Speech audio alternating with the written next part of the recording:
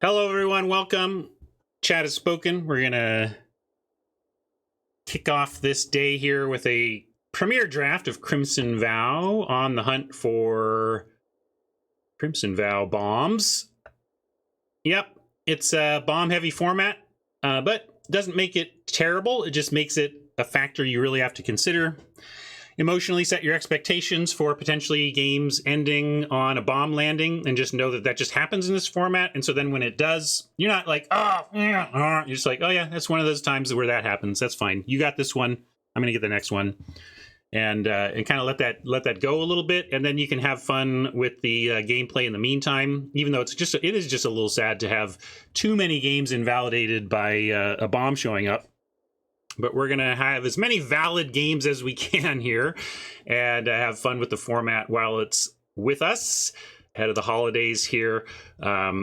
If you are looking to complete your holiday shopping and know a Magic player on your list, you can check out my sponsor, CardKingdom.com. They got everything you need. Maybe you want to get a booster box for limited, some packs, that special foil card for someone you know, or maybe just for yourself. Sometimes you stuff your own stocking, you know what I mean? Anyway, check them out via my affiliate links. Let them know you got there from here. Helps keep me on the air and is much appreciated. And with no more wasted time, let's jump right into a draft here.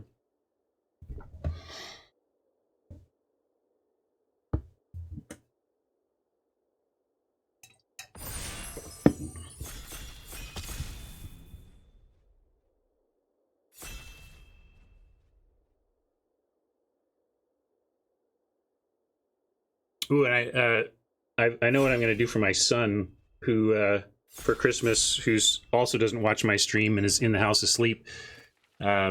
He's a huge fan of an artist named Will Wood. Hold on, Patchwork Crawler. 1 and a blue for 1/2. Zombie horror. Exile a creature card from your graveyard to add a counter, and it has those abilities. I mean, that seems good, but like if that had been printed as I guess it's the has all the abilities that kind of makes it rare, right? Like if you take off the last line of text, it becomes an uncommon, right? So that just seems a little clunky, and it's in blue. What else we got here? Not that blue's unplayable. Twin Blade Geist is a reasonable place to start here, I think. I'm noting that Weary Prisoner is the only red card in the pack. Maybe I should. I could take the spider. I just think a mono white 2-drop is better than taking a gold 2-drop here. So I'm going to do that. But I also note that Weary Prisoner being the only and Bat is the only black card. So we're not passing any red or black here, and I want to keep that in mind. Like that makes me kind of want to take the Waltzer. Lacerate Flesh is not a high priority. Somebody might take it, but yeah, Retribution is a nice clean removal pick. But since I do have a Twin Blade, I've never been Boros before. Kind of want to take the Waltzer here, but Wolf Strike and Retribution as monocolored, and even Lacerate Flesh as monocolored removal spells are appealing. We know we need any kind of interaction in this format. But yeah, I've never resolved this card before, and I'm going to take it. So again, I've been kind of beating the drum of, remember, this is our hobby, and remember that we can go in different directions. And even if you could show me the math that this is a statistically slightly higher EV pick, I could believe that. I am in this to have fun and try new things and enjoy my hobby, and so sometimes that means banking away from your the optimal pick and going for something you want to try, and that's all right. And then now, look at this. We've got Bolt. We've got Ill-Tempered Loner. This is pretty good. I'm surprised this is still here. Whenever a permanent you control is dealt damage, this deals that much damage to any target? Like, that's just great. I hate passing a Bolt. I hate passing the infantry. But there's a... after we identified that red was not in the packs, there's suddenly an Ill-Tempered Loner.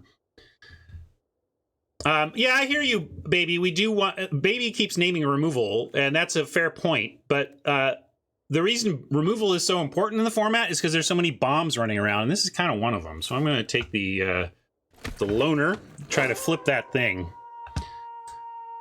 And then we get a Circle of Confinement, which is fine removal in white. I think we're locked in. I'm Marion Boros here. Another Waltzer? Yeah. Slayer would be cool too, but I'm going to take these uncommons.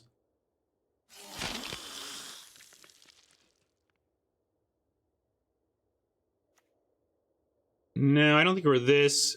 I'm a little worried. Our curve's a little high. Well, we're only 2s and 4s here. I just don't love picking up a 4th 4 at pick 6. You like the Flame Breather?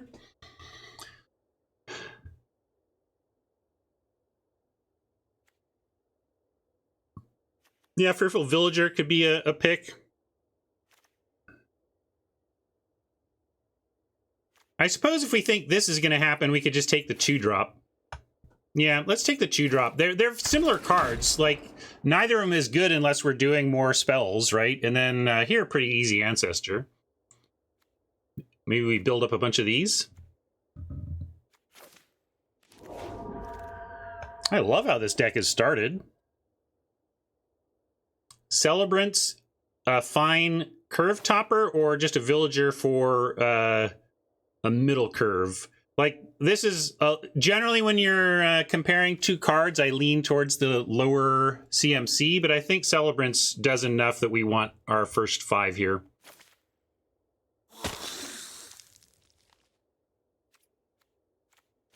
I haven't found this that great, but we'll put that in the yard and think about it. And hey, brilliant! Remember, this was the only red card? We were like, well, this is playable removal, but it's not a priority, so maybe... like, I expected this to not be here, but hoped that it had gone, like, 6th or 7th or something. The fact that it wheeled to us says we are in great shape.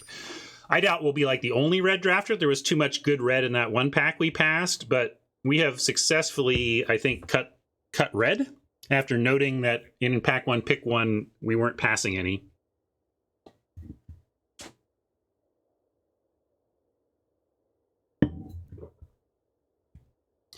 Yeah, you don't love this, but you love that it's there. Pick 9 as a signaler was at pick 10. No worries. Welcome, Scullies. Good time zone.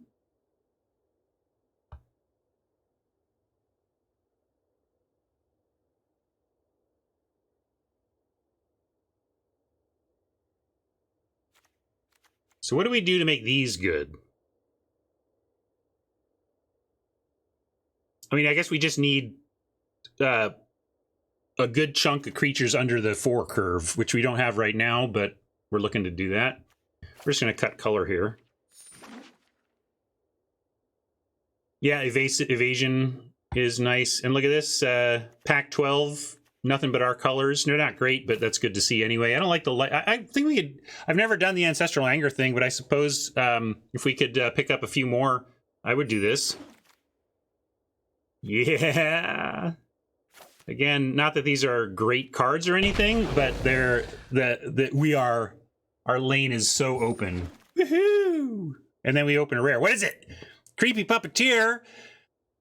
4/3 haste, human rogue. Whenever it attacks, if you attack with exactly one other creature this combat, you may have that creature's power and toughness become base for. Yeah, I mean, I think that's fine. Honestly, I was hoping. I think we actually probably take a Braid. Alluring Suitor is also incredibly appealing, but I think the deck needs a Braid more than it needs a Suitor or a Puppeteer right now. Blood Hypnotist, interesting as well.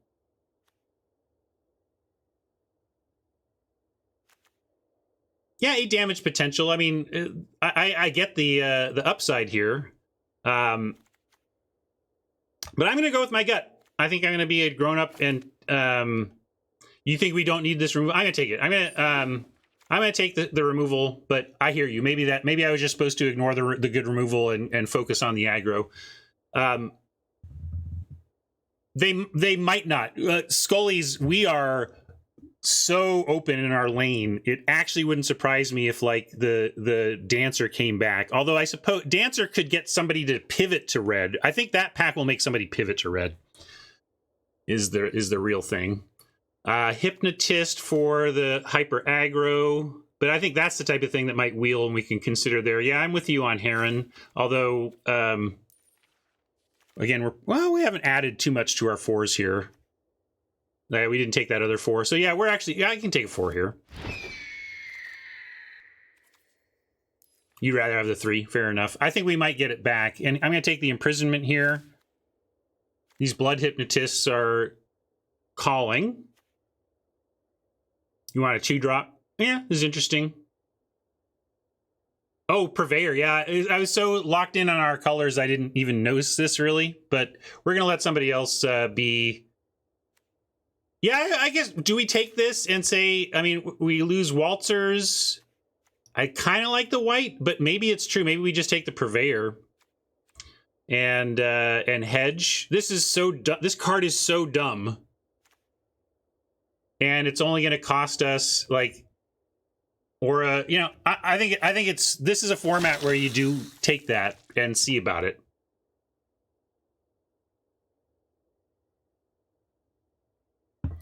And then we can keep on try to focus on the red. Although, see, here we go. This is where it's like, now it's tough. Like if we don't have this, if we don't have that, what are we doing here? I think we hedge there, but I don't force it. And like, I don't want to take one of these over the better white cards just because we have the Purveyor, right? So I think it's infantry or quartermaster.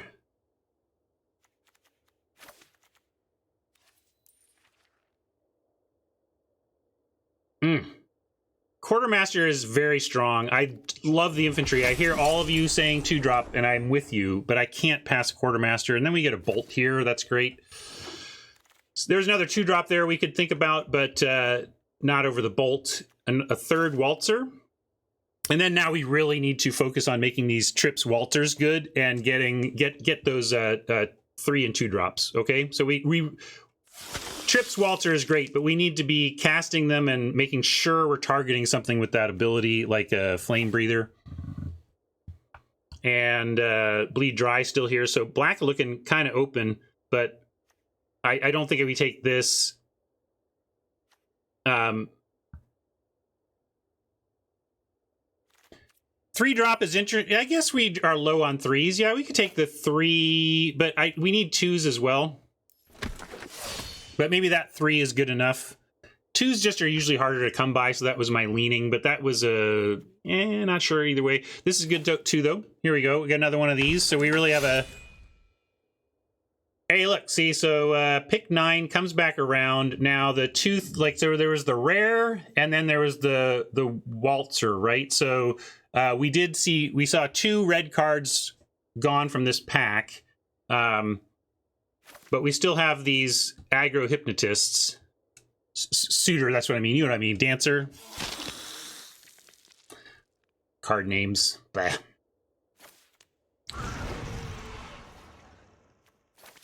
Ooh, yeah, I think we're on combatants over that 5-drop.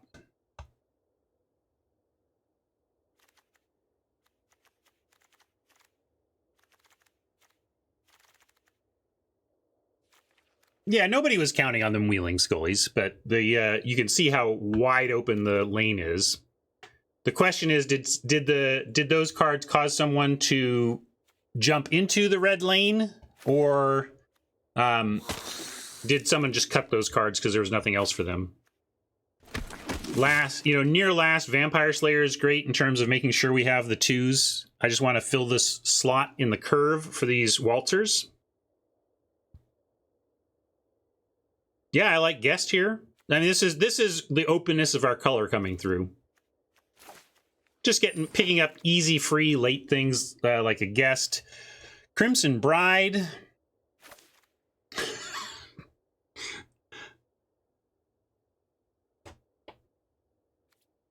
We can just take an Epic here, though. Is this worth splashing for? I don't even know if she is. I've had her once and she was pretty good. She wasn't like stone busted, but she's pretty good. We could just take the Epicure, but this is, we probably wheel. Or we could just take Ridge Wolf plus Epicure.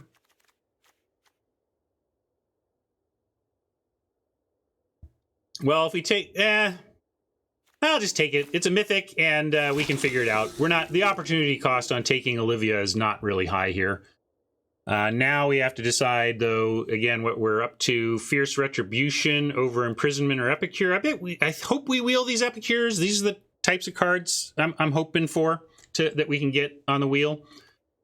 So I'm going to take the Retribution here over the Imprisonment. I think that's correct. I think Retribution and Imprisonment have kind of leveled out towards a similar place for me. Evolving Wilds we should grab if we're tempted by a splash. Did we pass Epicures? I didn't even remember passing Epicures.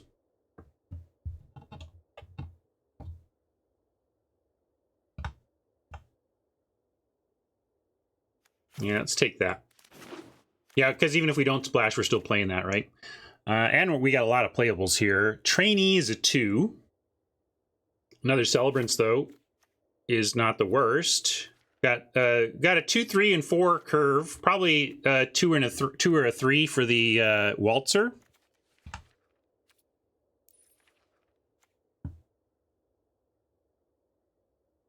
We can take the Trainee. I think I'm gonna do. This is a. I'm gonna. It's like 2 or a. I really want 2s or 3s, and the what I'm thinking is, I know that training isn't great, right? It's been a very underwhelming mechanic, but the Waltzers are going to be good with training. No, Reckless Impulse is pretty good. I should be talking about that more. It's a fine card, especially. But you know, the lower your curve, the better it is. Anyway, let's see. Do we want an Anger, or are we looking to do Piercing Light? Attacking or blocking? I'm gonna go. I bet we. I keep saying I bet we wheel the Anger. I don't know if we're gonna wheel the Anger, but here's an Epicure we can take. I like that over Pummeler here. I just want to. Okay, now we got Light versus Shield Basher. This is where I think Piercing... Oh, we already have a Piercing Light, so... Maybe we want actually a Basher. No, not that. Yeah, I don't know. You say 4s are covered, but that's a pretty good one. Ridge Wolf I like here. Slotting in a 2 towards the end of the packs. Maybe we find another wolf to make that better, but... Alright, so the Epicure wheeled. Combatants did as well, but we're going to pile on Epicures. I don't know if we got plenty of removal. We got removal.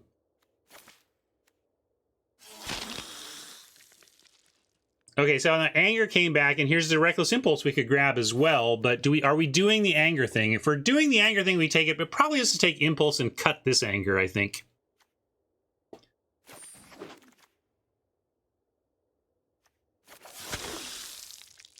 Oh, there's a third one. Well, maybe I forgot. I forgot we had a chance at a third one. But maybe we can run them both anyway. Last pick, Lantern Bearer. No respect.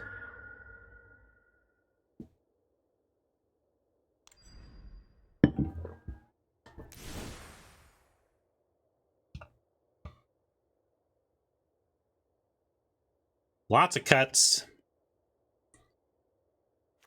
Let's do it this way.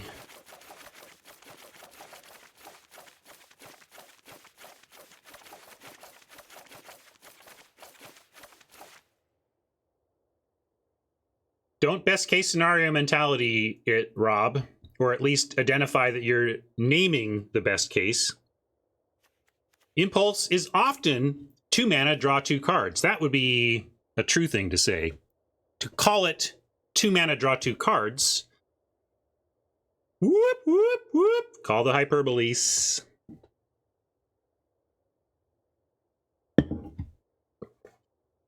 No, you don't. I don't have to play my Mythic. I absolutely do not. Let's see. We know we're gonna play Flame Blessed Bolt, Abrade. Let's just get the red cards. We're never cutting. How many are we? Are we never cutting 3 Epicures? Probably with those 3.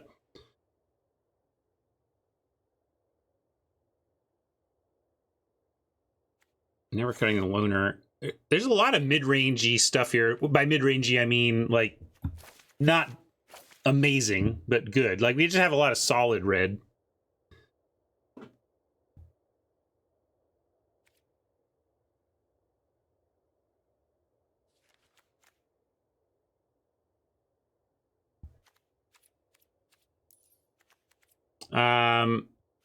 Circle, at least 1 piercing. Retribution is in. Twin Blade, yes, yes, yes.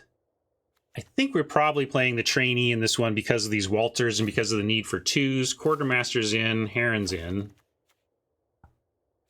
I'm not worried about the land yet. We'll worry about that. I'm worried about my 23 or 24 here. I think we're playing the Flame Breather and the Wolf and the... I like these combatants and these celebrants. We're already over 40. Dang, this deck is good, at least. I don't know what to... Well, we'll add some, and now we'll make some cuts, I guess.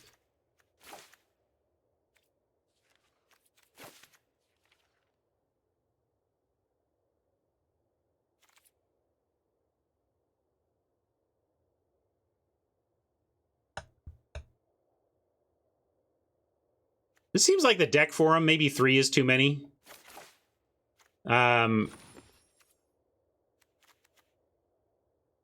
Probably don't need a Lacerate Flesh here. Although our creature count, our non-creature count is pretty low at this point. We could run the... Yeah, this is a tough one. Like, where to zoom in on, like, maybe one of these 2s. Maybe we do cut the trainee. We do have the Trips Epicure. Maybe we cut one of those. I mean, I've come up on this card, but come on, it, like... You wouldn't run 23 Epicures, right? At some point, you have too many. Yeah, I kind of want to bring in the Impulse. Maybe this is... I would say I was trying to be greedy and go 16 land, but honestly, with Blood and in Evolving Wilds, I'd rather just aim more land and use Blood to cycle away lands we don't need, rather than risk not having any lands, not having enough lands to get our deck going.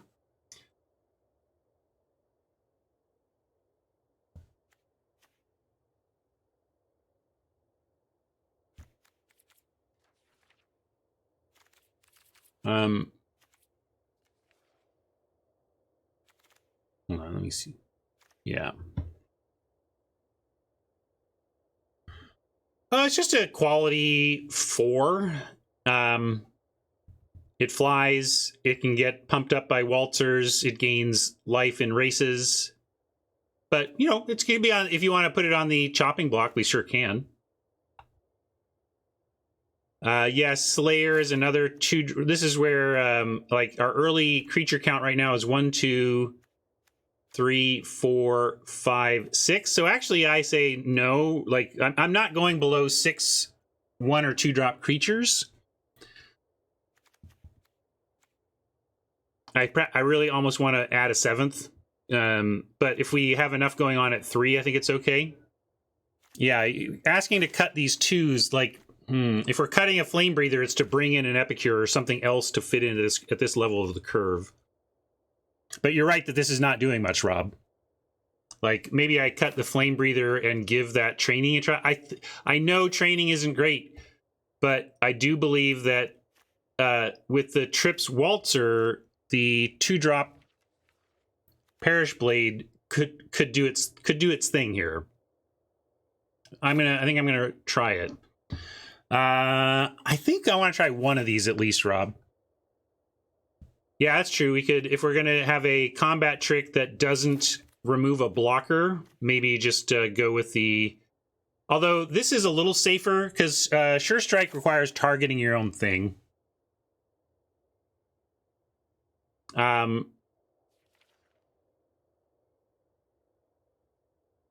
if we cut the Heron and add the Impulse. What do we think of this?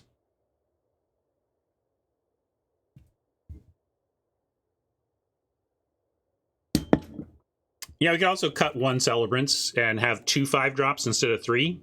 I do want to keep the Quartermaster. I'm going to do it like that. Combatants or...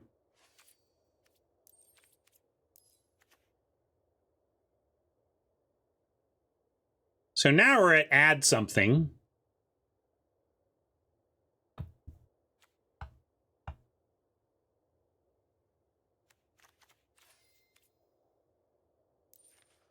Well, we can certainly add it back. Let me do a poll for final card. Let's see. Name your candidates for final add. We've got, of course, Celebrants. We have Heron. We have Flesh for Lacerate Flesh. We have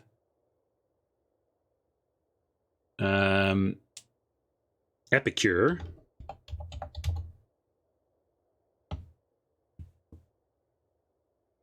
And there's combatants, I suppose. You want to see the counts? We're 16-6 right now.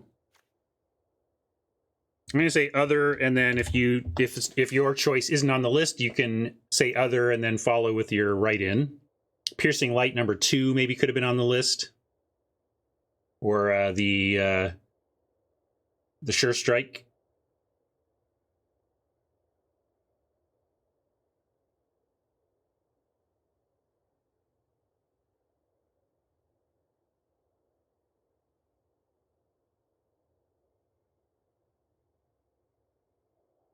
I like that there's votes for everything. That's cool. At least points in the direction that we do have a tough choice here. Look at that. Wow, beautiful. Although technically there were 2 others, but you gotta say your other and then give your other on the next line.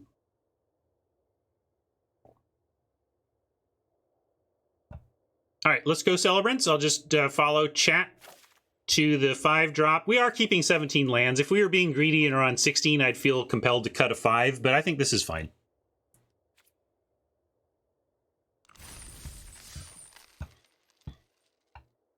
You want a 3rd Epicure? Well, what do you want? We'll come back to it. Let's name this and play, and then we can talk about a 3rd Epicure later. Let's see if there's any... Now you got to come up with your genius name. Let's do Theros Pokelands today.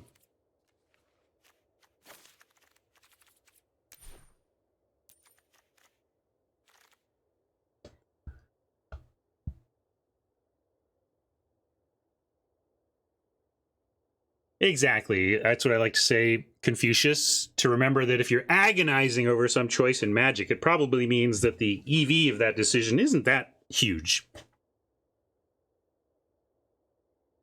So maybe we'll mix it up. I'm just going to start here, and we will come back. Let's see. We got the last waltz. It's got to be a waltz pun or reference, but I don't want to give away the game that we got a bunch of waltzers either. So let's see. What's the time signature of the waltz? What do you call it? Is it 3-2? 3-4? I want to say like 3-4 time. 3-4 time? There we go. Now it sounds like we might be referring to like a 3-4 creature or something.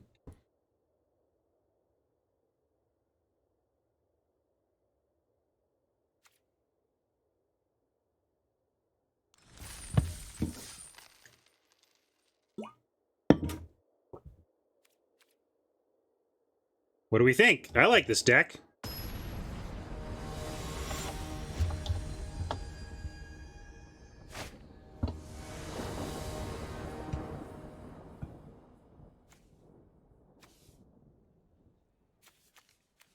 That's a curve.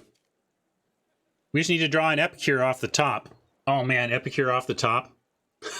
1 into 2 into 3 into 4. One time! I'm going to use my one time right away.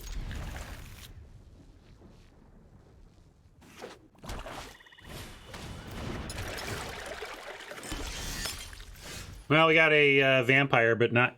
I kind of forgot this was even in the deck, but this is fine in our deck for sure.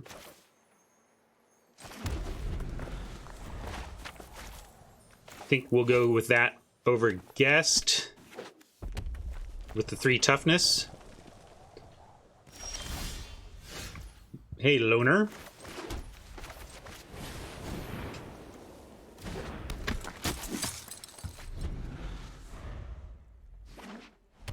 A braid. All right, what do you like for our 3? Do you, is there, I don't have, my brain hasn't unlocked a good reason to choose one or the other, and I'm wondering if I'm missing something. Yeah, maybe the Blood Maker first. Play the Blood Maker first to have the Blood User after, but my baseline heuristic is to play the biggest combination of power toughness stats. Exactly, Arcanite. That's why I dodges more removal and is more likely to be able to attack. That's true. We are going to follow with Waltzer, making the Guest a real tough block no matter what. I think that plus setting up Blood for the Hypnotist makes me want to do the Guest. I like it.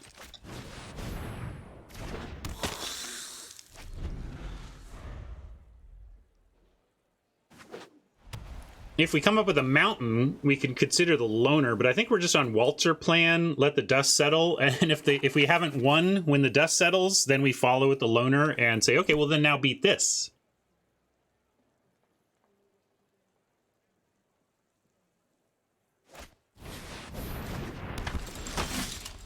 And there is the mountain to give us that choice. But I'm sticking to the Waltzer plan here.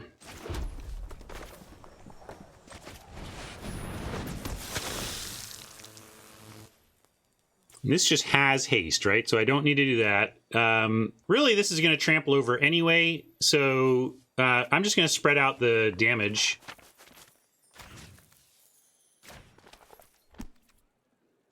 Guest has the attack it has with or without the Waltzer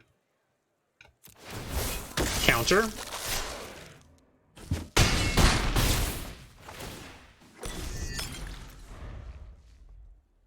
But it's only temporary, right? I mean, G-Guards, if it were a counter, I'd be with you. If we were putting a +1/+1 counter, that makes a huge difference. But we're just getting 1 turn's worth of extra damage. It literally didn't matter where we put it. If they blocked the trainee there, they never were, though. That's what I was thinking. If I could get him to, that would be sweet. If I could get him to trade the shield basher for the trainee, encouraging that seems good to me. Another Waltzer, you say? I'm in.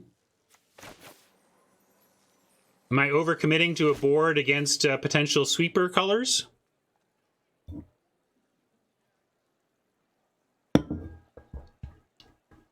Rob says, yeah, don't do that, man. But they're at 11, and we could actually put them to the test for winning, right? Because this is 3, 4, 5, 6, 7, 8, 9, 10, 11. So I'm going to make him have something. I hear you, Rob, but I think we should make him have something. Risk it for biscuit. Well, if they have 1-for-1 removal, that's fine. The point is, I wasn't going to play around sweepers when, in order to survive the turn, they needed removal. Yeah, that's not. It's not that I didn't think they had anything. And see, here we go. Yeah, I'm going to put this on the flyer just for the evasive component.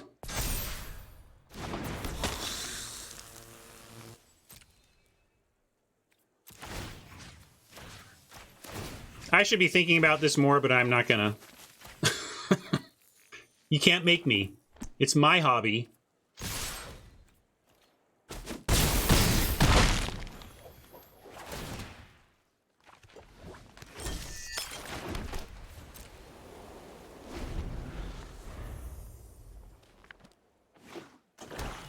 Sweeper? I'm ready for post sweeper. We can rummage and have a couple of good cards to play after. Lacerate Flesh is strong, but we're still in the driver's seat.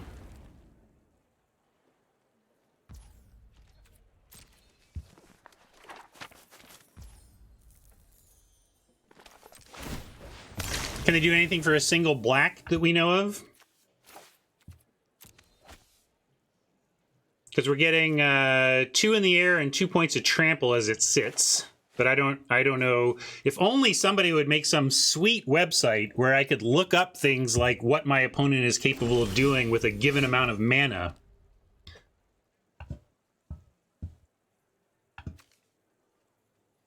Oh! How lucky! All right, I think we got it. Sorry, let's not waste Oppo's time here. Just do this and... It doesn't matter, like, if the one card that they could have doesn't save them. So this is lethal, because G-Guard let us know it's lethal.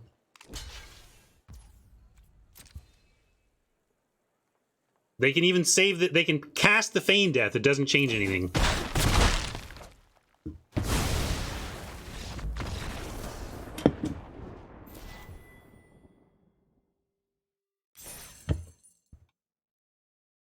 Thank you. We got one! The champ is here! The champ is here!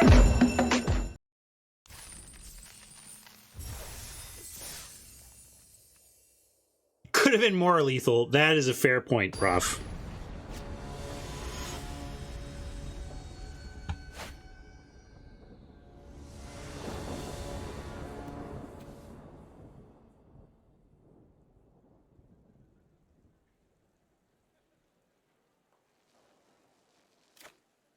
And the trainee was well supported by the Trips Waltzers, so I'm liking this so far, but, you know, we'll see.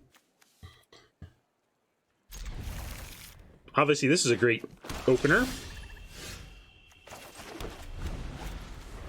Might start with the Ridge Wolf, though. Although, yeah, because you need, as we learned, you know, I need 2 creatures attacking before the Perish Blade trainee does anything anyway. We might as well start with the higher powered one. This feels fun. Yeah, I've never played Boros before, and it feels like it has a good plan, and yeah, get knocked out of the sky by a big bomb or whatever, but I like that we have the aggression to pressure such decks to find and resolve their bombs in time. So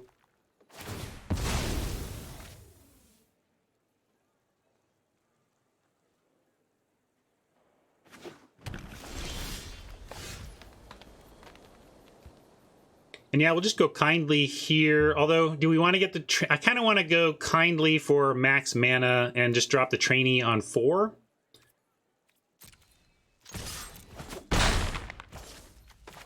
And then we have a circle as well. So if they play a creature, we go circle, trainee. That seems like an excellent 4. And then into the Reckless Impulse, which is where I love it when we can resolve the Impulse as a hand filler on 6-7 range. Yeah, let him... Are we playing around Syncopate? Is that really the plan? I'm going to say, let's get it out of their hand. That's fine. Yeah, especially because of that, Rob. Like, boy, if you play around a Syncopate there and they don't have it, you're really, really shooting yourself in the foot. Whereas the Syncopate is ultimately a 1-for-1. Circle of Confinement is nice for the Crawler because they don't get the card from it. Pack Leader is a little anemic without help. So let's just do the plan. Confine the Crawler, drop the trainee, and offer Ridge Wolf for Pack Leader.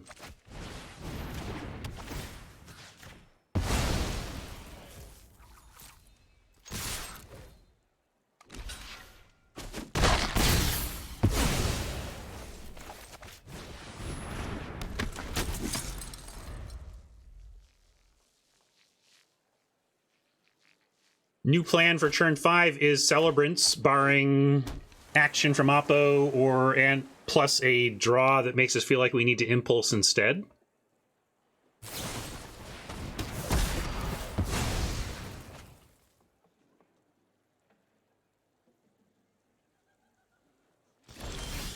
Not the worst. And we're going to have blood to rummage away extra lands soon enough. Let's attack first with open mana. Just to threaten with it, not that we would do anything with it. Yeah, it keeps feeling like counterspells, and then it keeps not being that. That's a pretty good reload for Oppo, though. Let's see what they can do with that.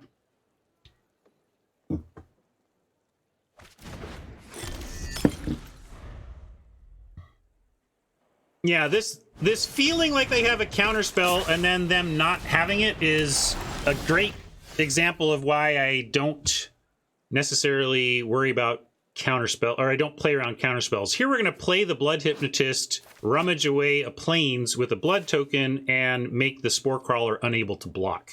Love it.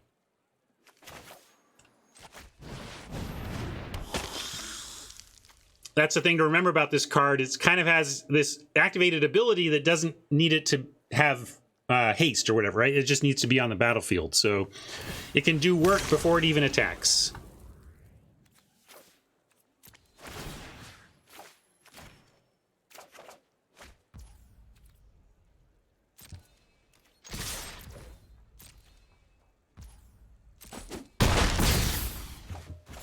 Yeah, Rob, well, boy, trainees only ever really worked when as a cohesive deck strategy for me when I was so hyper aggro that it was all I was doing. The real problem with a mechanic like training is that, as you say, like not the untrained, the base rate for training cards is absolutely unacceptable, right? That is just not a rate you're willing to pay for any of those cards. It's actively bad, like horrifically bad. And if you're not attacking, that's just what you get. And good luck if you need defense and what you've got are training creatures. Yes, Garrett finds the exceptions, of course, but as an overall strategy, most of them are so anemic that you just can't get behind them. But right, that's what it takes, though. I wonder if they couldn't have come up with some more cards that, like, I mean, what if the Parish Blade were a 1/3, for example? I mean, dying with counters is fine and good, but at least, like, as a 1/3, it has a decent base stat rate for blocking other aggro, you know, that kind of thing. So it just, they come up a little bit short, or a little bit to a lot short. How about that? Sorry, Oppo. I'm talking to chat. That's how it goes here. So we can impulse and then bolt, or do we just do this and win? Like we can go, probably just want to go combatants, bolt the disciple, and rummage away impulse to make one of these I'm not able to block, and then it's just a yeah, well, yeah, it does. I guess it doesn't matter either way. I mean, it does matter, but like, I'm just trying to effectively win this turn so that the crawler card down the line doesn't even matter. But sure, let's do this. Let's see what they got to answer.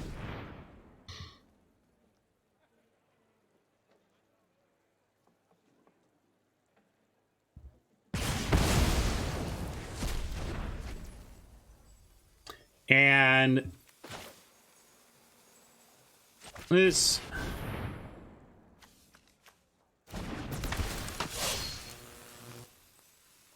let's put this on the lifelinker. Life doesn't matter. We can put it on the menace, but then they just double block it. But then it keeps it alive. Let's do that. Then if they double block the menace, it still lives. Oh no, it doesn't live. So it doesn't give toughness. Never mind. Sorry. I can read cards. Shut up. Shut up. Oh yeah, and you're right. We're gonna make it unblockable anyway. I totally know what's going on. You act like I don't.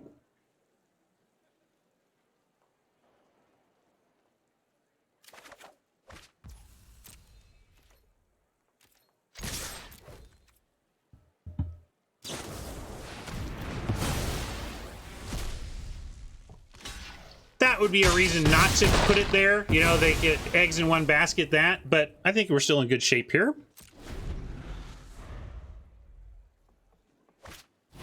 Never playing a 6th land if I can keep myself from doing it in this situation.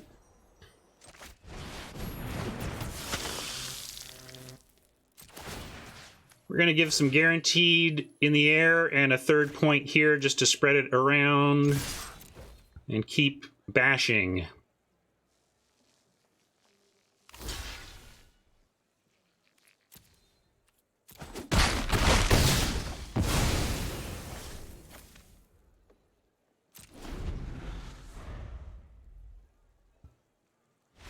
Yeah.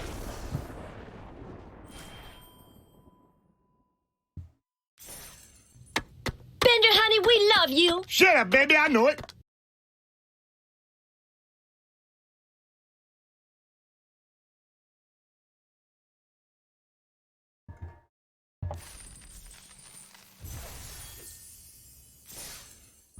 They played at least some good removal.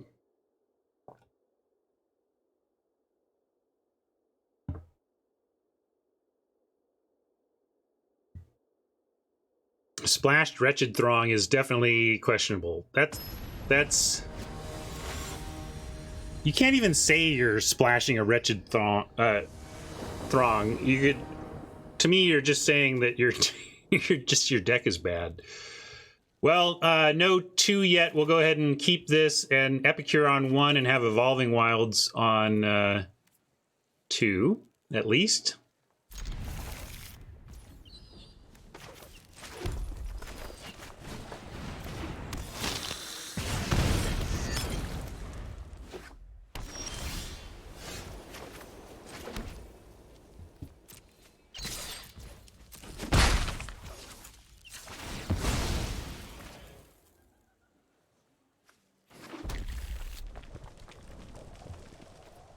We can rummage to try and find another Epicure, I suppose. But I like this. This is fine. Get some land out of our deck, get our 2nd mountain. And now we can rummage.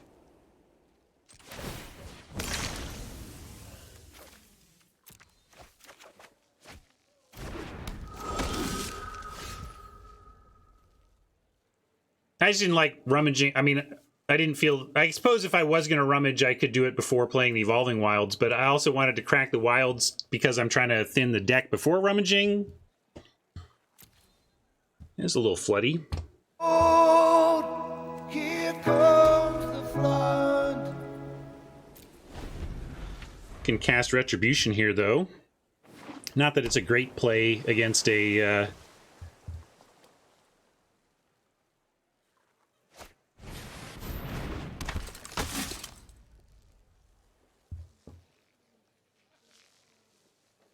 Yeah, kind of just would rather take out the Rallier next turn, although we're going to Waltz next turn. Well, yeah, I guess we take the 2 and decide to use this later. I don't love either choice. Nothing feels good here, either leaving our mana fallow or using some of our removal on something like an infantry that doesn't... Like, we have 2 bolts. Like, we need to find a bolt and just bolt this thing. So, yeah, we will have the cleave mana. I like it taking it here. Maybe we find a 2-drop. Oh, I was gonna say, like, so a Braid is a 2-drop, but not what I was thinking. I think we still Waltz, but it's interesting that we do have... We could have Braid this thing and have the Retribution. But let's figure we can do some decent racing, although we can't. Like, I play this and then what? Like, I get in for 2 in the air? I can't... a 2-1 Epicure doesn't do anything. So I'm going to stay on full D and know that our removal, both of them are instant speed. So that's what I'm going to do here. I don't love, again, this is why I didn't love not doing it before. Like, we were just in an awkward spot where our options, none of our options look particularly great.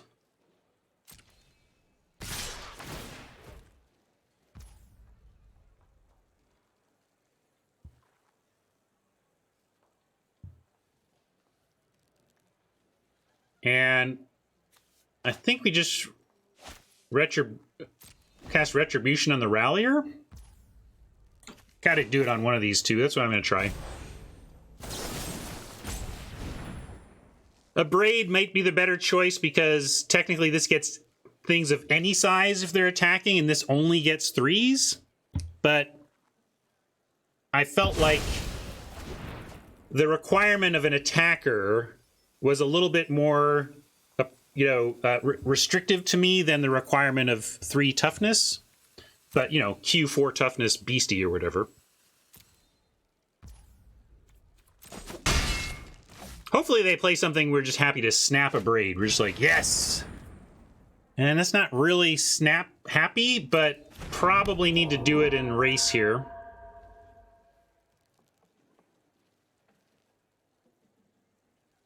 Yeah, at this stage I'm going to do it. I'm going to use my mana. I think that's an annoying creature. Clears it out of the way. Not that they were going to block the Epicure.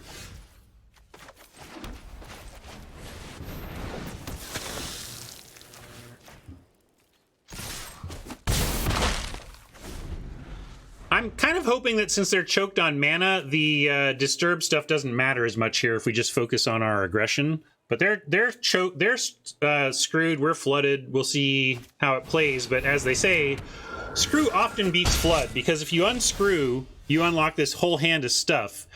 But when you unflood, you've just drawn 1 card you can cast. So, well, we're happy about that though. Even though this does nothing on blocks, but happy to get it out there. Epicure, sure, we're going to offer it for the Geist. They could trade and throw this as removal on something, but I'm going to make them do that. If we're trading an Epicure for that, that seems fine to me. And again, they're still on 3 mana, so if I'm just trying to punish them for stumbling while avoiding as much as possible punishment for flooding. Sandbagging the lands because of our blood production. It's not huge, but it's enough that I don't want to bother playing a 6th land here.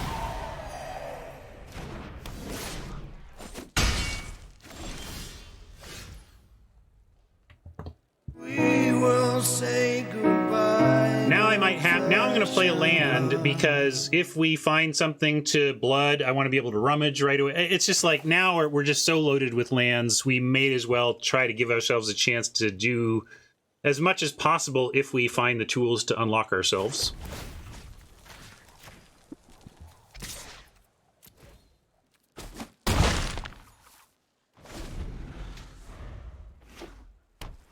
Waltzer's still a fine blocker on this board, unless they go for the aura. They're finding their lands now, so this is where you find out if the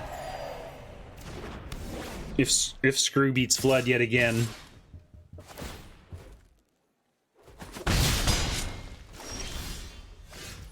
All right, another Waltzer helps us with the math of it.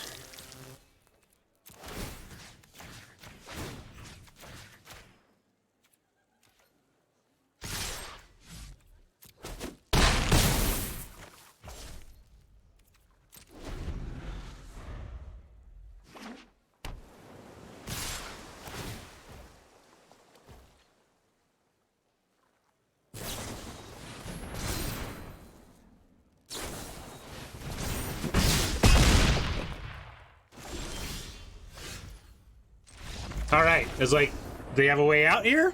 Woo! I do my hair toss, check my nails. Baby, how you feeling?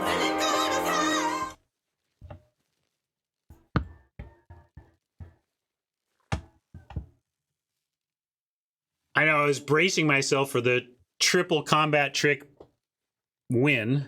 Hey, look, we made diamond on the main account. I feel like we've barely been drafting, but that's cool. I'll take it.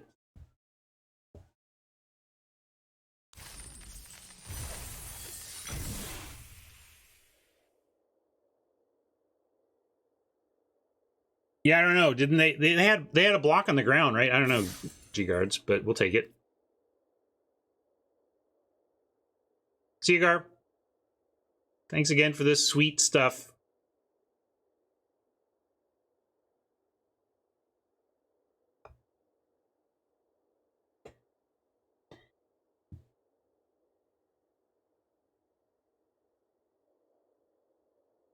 Maybe I'm doing better in this format than I realize.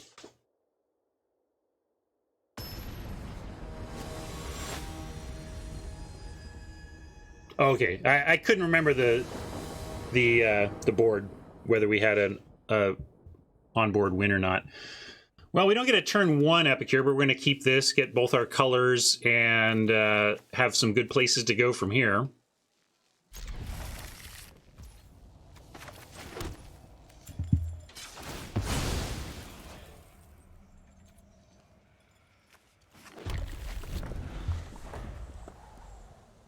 Second mountain off the top, and we'll Epicure hold up Bolt. But now with a Vampire Slayer, we'll max our mana and do that.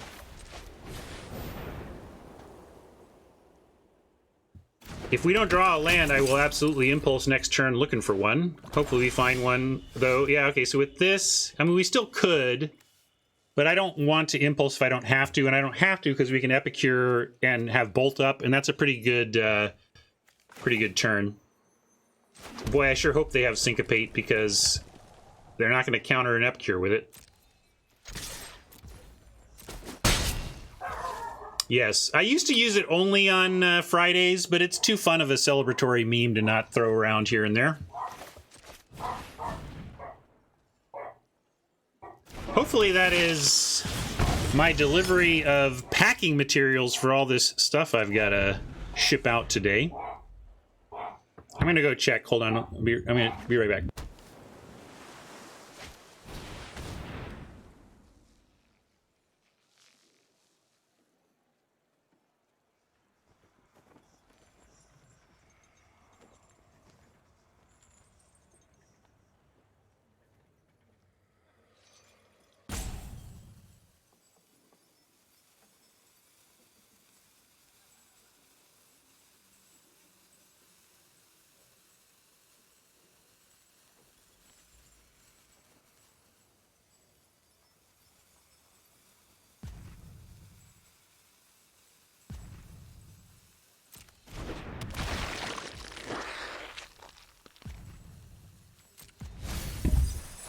Hello.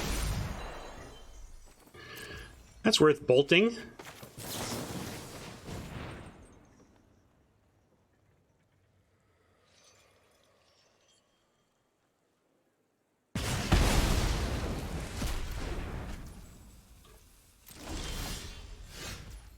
So now Impulse, and we have a 1-drop in hand. We can also find an Epicure. We're also not going to cast this before we untap, so I'm going to play towards potentially finding an Epicure.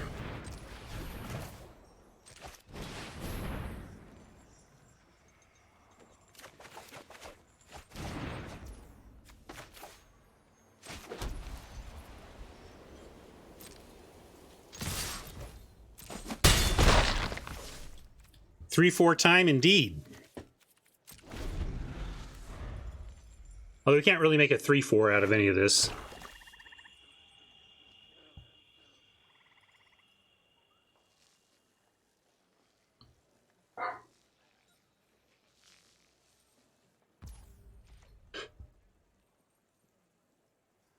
Oh yeah, War Furnace. That was, I was talking with when we had Alexis on, I think that day, about great moments in Magic design where the light bulb goes off and R&D figures out the right way to do a mechanic.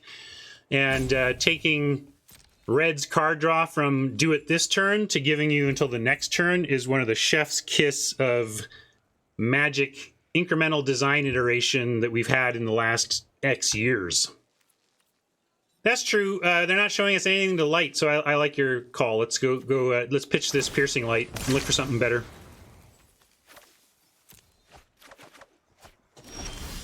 At this point, Plains is kind of better. We'll play one of them. As usual, we're afraid of counter spells, but make them have it. Also, this is kind of a free card, so...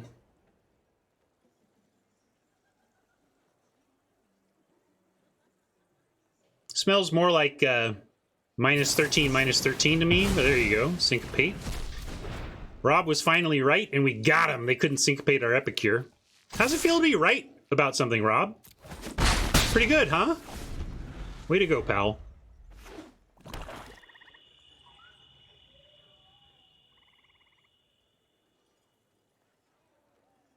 You think you're used to it.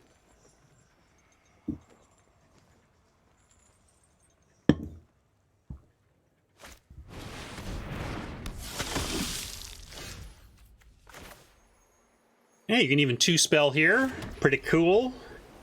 We cannot give the Epicure good attacks, but Waltzer says Slayer gets in. This doesn't give haste to them, though, right? So it's not like we get to haste the trainee. It gives haste to itself, of course.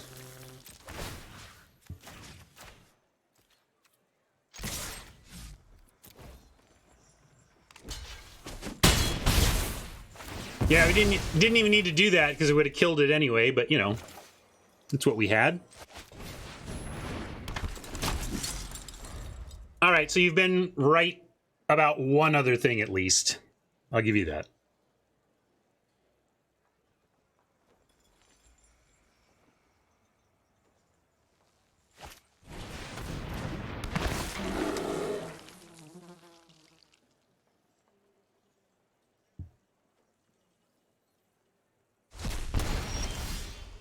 All right, lots of directions to throw these counters. Oh, let's put this down. Maybe they'll scoop. Then I don't have to think about it.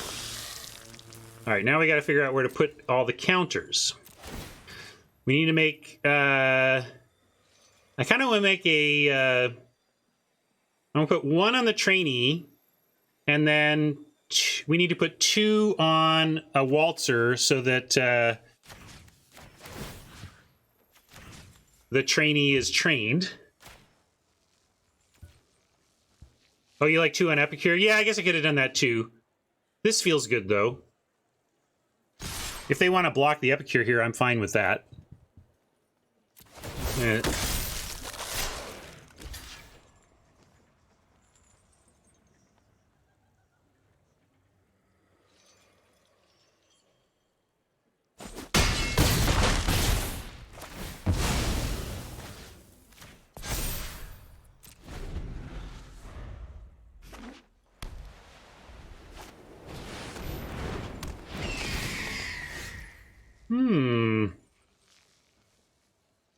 You like counter on Epicure? I just feel like I'm trying to make my flyer... Like, we didn't know they were going to play a flyer, Rob.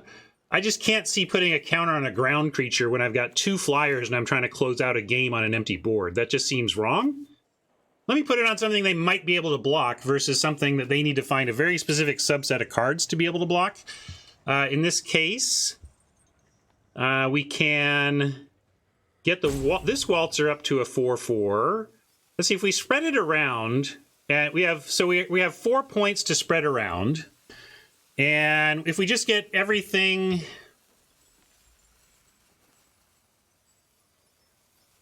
Yeah, so let's just do that. Let's move into combat and spread the power around. So there's a 2/4, make this 2, make this 2. And then this and this, and then that I think makes us have the most... the biggest spread of stuff, and then we can abrade to finish it out. The biggest spread of stuff and blocking our... Oh yeah, sorry, maybe we just had enough. I mean, I play perfect. Shut up. I could have controlled the board for another turn, is what I'm saying.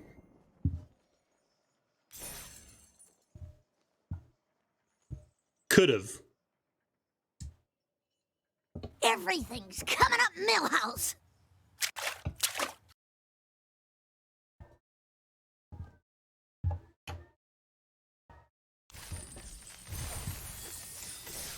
And it was one of those spots where I didn't really math it out because I knew we all agreed it's correct to spread it out and go. So we spread it out and went, and then suddenly it was over.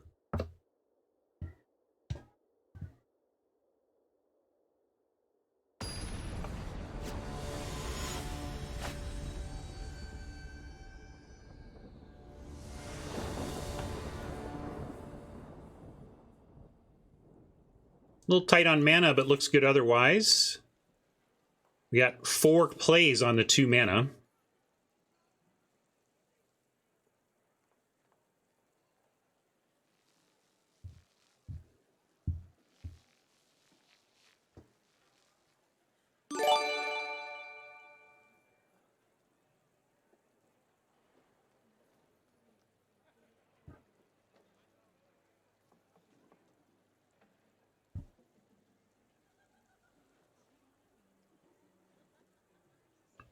Ooh, sold somebody 4 unopened Innistrad booster packs. That's all of them. I'm now sold out of Innistrad boosters.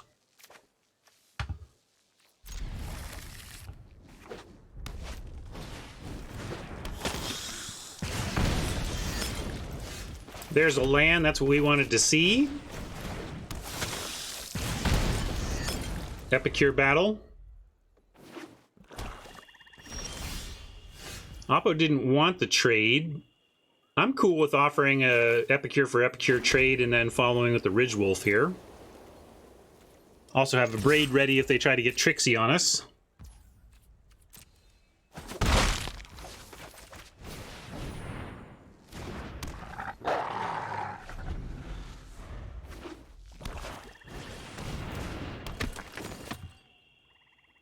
Everybody's always like, what? I know there are some things that care, but I feel like people are overvalued. Like everybody mentions, yeah, Epicure, you get that blood on turn 1. You get that turn 1 blood. How often does that matter? Turn 1 blood. I know it does sometimes, but it doesn't feel like it matters as much as the community praises it for that. Yeah, sorry, here you go. Yeah, we're going to braid that farmer for show. And save... Well, circle... Maybe we circle because actually... yeah, circle and a braid are have similar utility here. I think I'm going to go with circle.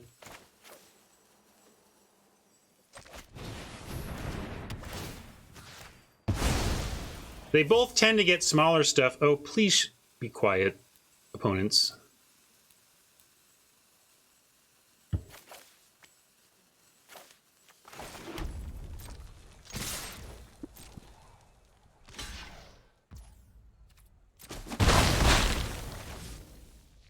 I get it, Vargan, but like I literally hear many people say often, "Oh, the Epicure and the turn 1 blood is so good," and I'm willing to learn. I'm just saying, help me understand why turn 1 blood is so important that it's constantly referenced as one of the big upsides of the Epicure. Kind of feel like I should pitch a Celebrants to look for more land, but nah, they're too good. We're just gonna try to find land naturally here.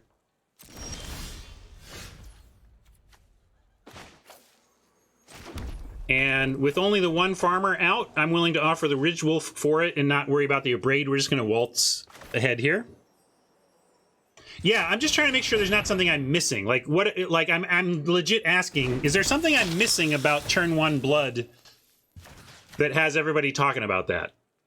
Quote, everybody, you know what I mean? That has a lot of people mentioning that as an important factor for the card.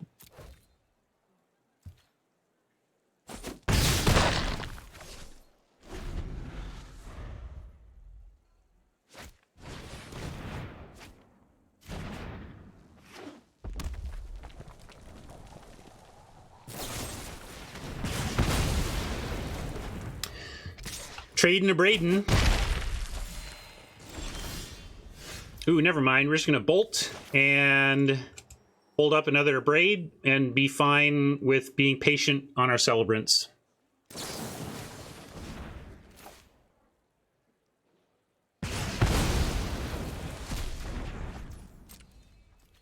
Hopefully they play something, we snap a Braid before untapping, finding a 5th basic, and dropping a Celebrants. That's the dream sequence here. Or finding another Waltzer would be good. That is not abradable. Pretty scary. But it does, it's tradable if we Celebrants. And there is our 5th land. I'm gonna drop a Celebrants and hope that they can't block our Menace and that we can abrade whatever they try to pair block with the Pyre Spawn with.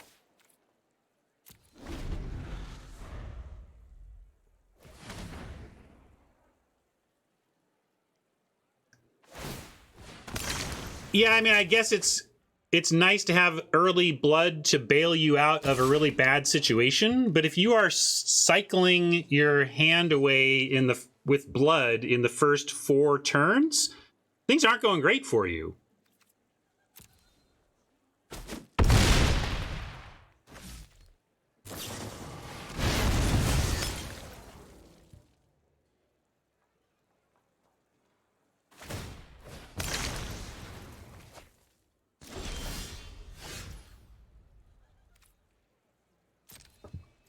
We're going to try and race here. They can't block these celebrants really without another creature, and it's pretty likely that we can abrade another creature unless they find another huge thing. Yes, I'll grant you that turning a terrible situation into a bad one is one of the things that is nice about having blood early, but you can see where I'm getting at. That's still not like worthy of the praise it's getting for that specific result. But I am up much higher on it, for sure.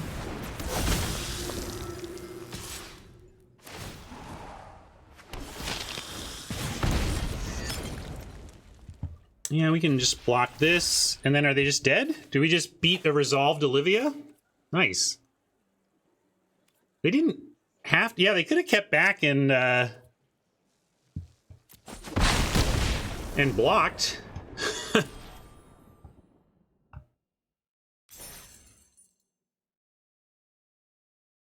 I'm running out of memes. They should have said the poet.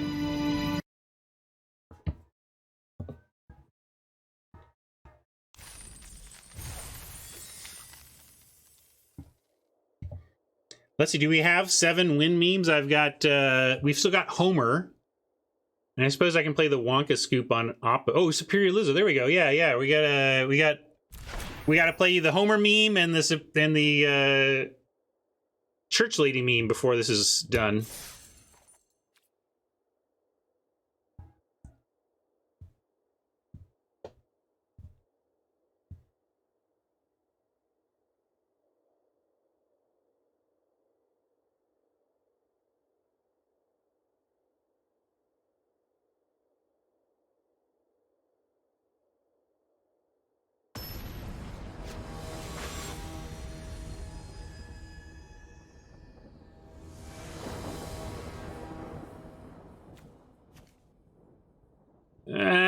Where's the planes? Do you keep this on the strength of a simple Epicure? Is this the turn 1 blood we're talking about? That would be great. I think it is, really, right? This is where we're happy about turn 1 blood because we can undo this hand, but maybe we're supposed to just mulligan it, is what I'm thinking. Is the Epicure good enough at that early blood thing to prevent a mulligan here? We might just draw planes naturally. I just don't like that we have 2 of our 3 5s as well. You would not mulligan ever? All right, well then let's go for it. Ever. Arcanite would. All right, let's try it. Well, let's see if the turn 1 blood saves us here. I'm going to keep. And we're going to put the turn 1 blood to the test. I mean, if that's what we're excited about, let's figure it out.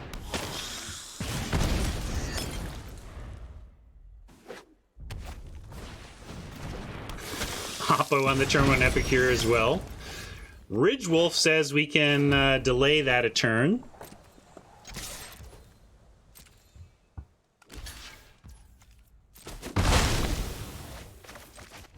I suppose with Walter, I don't want to trade, but my instinct is just to keep attacking in this deck. Found our planes naturally. I'm inclined to just run the Slayer out then and see if we can't keep getting lucky here. Although maybe we still pitch to make sure we hit Waltzer mana on 4. But really, we're going to send in the Ridgewolf. And I'm going to play the plane so that we threaten more possibilities. But then I'm going to send the Ridgewolf and drop the Slayer. Yeah, they're never blocking with them looking to get it flipped.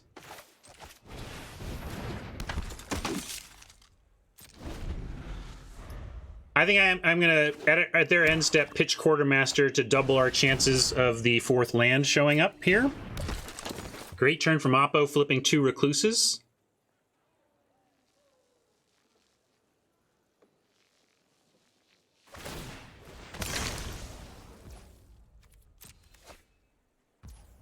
So here's our bad situation being made better by the early blood. Let's make him not attack first.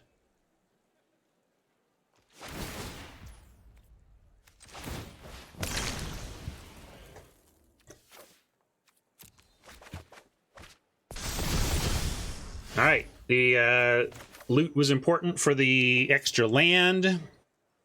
And now we can waltz up the ground creatures, and they don't have blocks. They have a big crackback, but I think we got to try to race with the Ancestor in hand.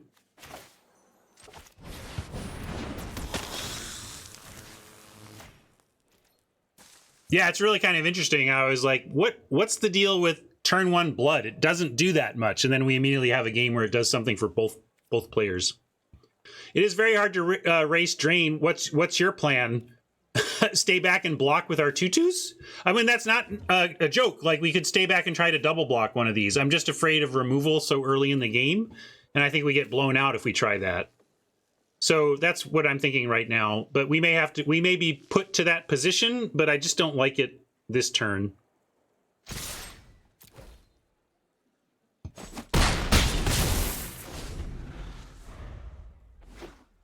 Like, if these were vampires, I'd absolutely leave a Slayer back to make sure we get one. But there you go. If we tried to do the double block, we have been completely wrecked. Resect. But it's kind of exactly what I wanted. Okay, now the removal is gone. Now we can try to win this game through some blocking here. And I think we go with the 4/4 to max the mana. And now the question is, are we waltzing or staying back to block? They do have a statuette that's going to go live, but Walter has no good blocks here, so I'm still going to attack. Scullies, if we're holding this, it's because we're going to chump with it, and I'm just not ready to do that. We're dead if we don't block? Am I doing math bad?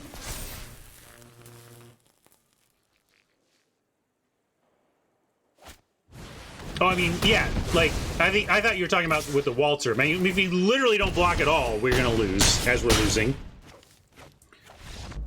But I didn't think we were dead if they didn't have removal.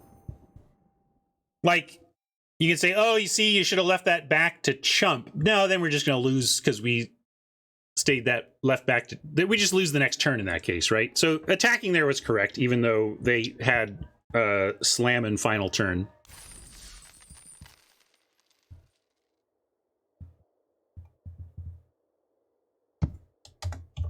So, someone finally hits us with a loss. Is this a dead man, Doctor? Very dead, Mr. Spock.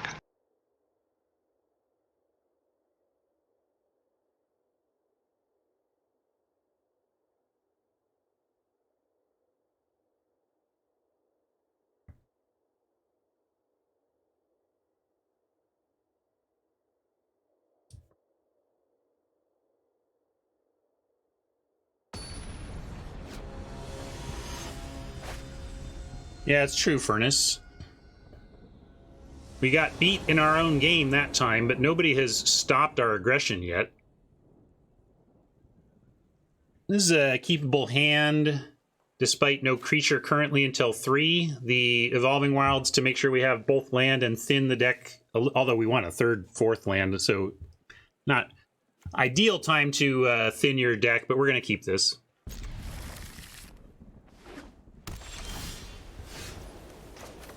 And now that we've got a little of each, what are our doubles? We've got the double red rare, we've got the double white 5-drop.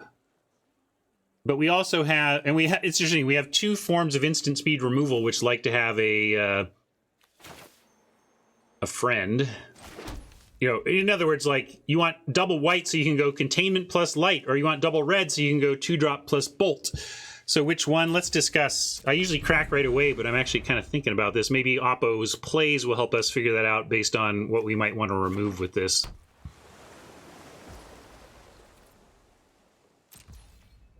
I don't like risking that, usurped by a fool. If we draw a 2-drop creature, we'll be really sad that we set ourselves up to do that. So I'm going to crack it, and we got more red cards in hand in general, so I'm going to choose red. Of course, we follow with the mountain.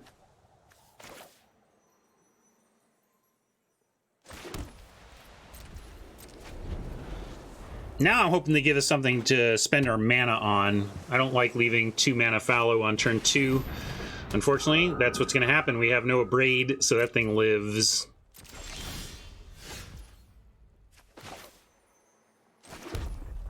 I think we go Confinement here, leaving up Bolt. Confinement takes away the Disturb side of this card, so it effectively takes away a huge chunk of its value and leaves us with a potential Bolt, although again, another 3 toughness, not going to matter here. The Slayer.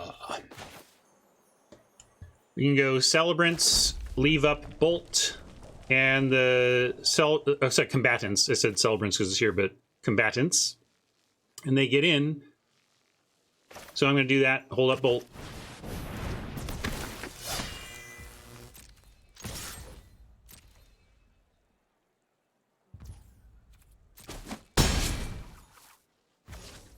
Thought this might be the deck for this card, and it is at its best here, but it's still pretty weak, right? That enabled an attack there, but now we've got a dumb 2/2.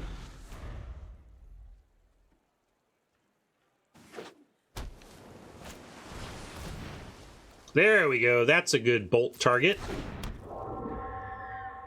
They got a lot of mana up, though, so it might not resolve, but we're going to make him have it.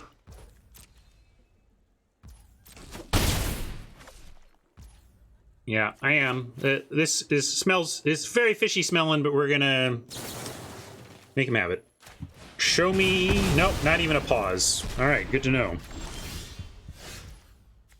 And we'll go right straight into the waltzing. If they're... Now, it could have been that they had that counter target creature or planeswalker counter spell, so this still could have been countered despite the lack of the pause, but again, not gonna not play it. We're gonna make him have it. And it could be attacking creature here that they're saving on, so... Or Piercing Light of their own.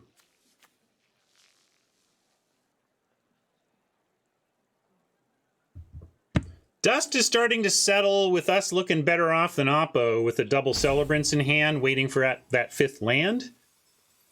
And then the fact that effectively we get our 5th land, and then with double Celebrants, we effectively never... are, quote, stuck with the land again, he says, tempting the magic gods to try and make us stuck regardless, but we'll see. Point is, very likely that we can pull ahead, although Screaming Swarm, great, you know, this is a format where one card can obviously change the texture of things. We did find our 5th land, though, so we're going to move on the Celebrants. And we might get outraced again. No attacks here. And then we're taking 7 here. But what we can set up for is Piercing Light plus Waltzer to at least take out the Witness. And then maybe we find some harder removal for the Swarm. Like our... Oh, that sucks too. Like, we really need the Fierce Retribution. It's kind of our out now.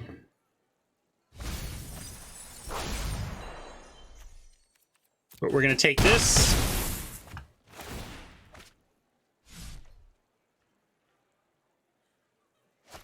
No! And that wasn't even blocking, so it doesn't really change what our outs are here.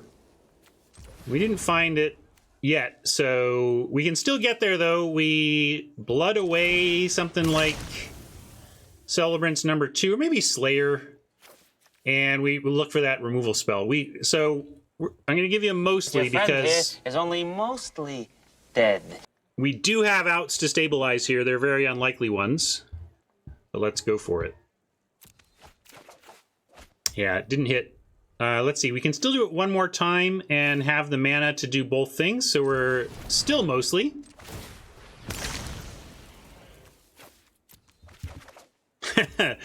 The mostly has gone to straight up. All right. Well, after a hot start, we've lost 2 in a row to bring the deck down to a little bit of reality, but we still have profit already.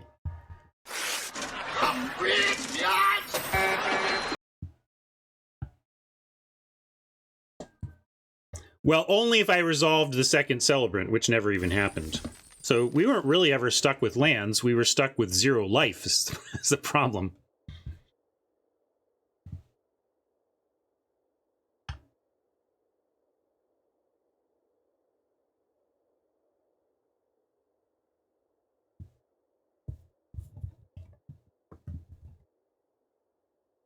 All right. Come on, deck. You're pretty good. You got the 2 loss bracket now. We can find somebody else who's stumbled and stumble them 1 or 2 more times.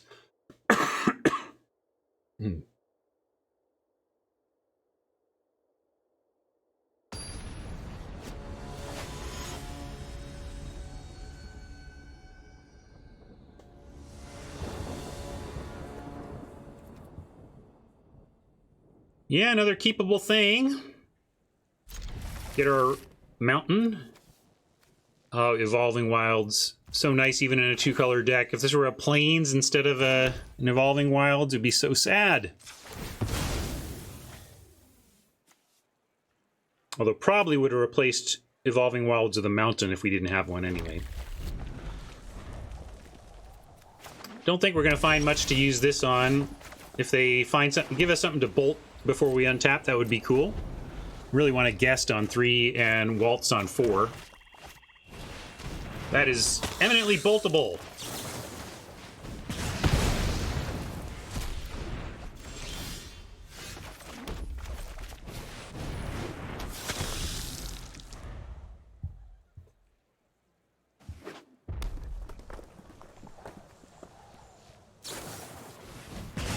Speaking of boltable things, Oppo's like, I got a bolt for you. Waltzer to max mana or Ancestor to set up a better Waltzer next turn. Trouble is we can't do Waltzer Confinement, whereas we can do Ancestor Confinement. Interesting. I'm going to go Waltzer. Yeah, it has haste, so it gets us damage faster, but setting up for lifelink if we're racing, I thought might be relevant. But at this point in the game, we should just go with the max mana and instant damage.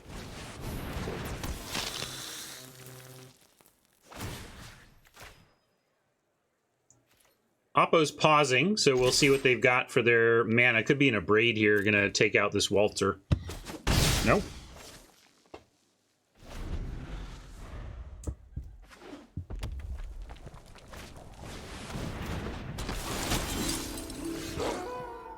Yikes! That's a card. We can't confine it.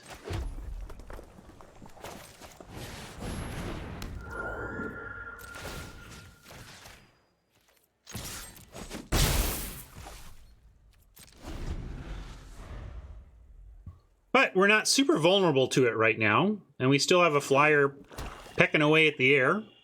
Not even pecking. 2's pretty good punch.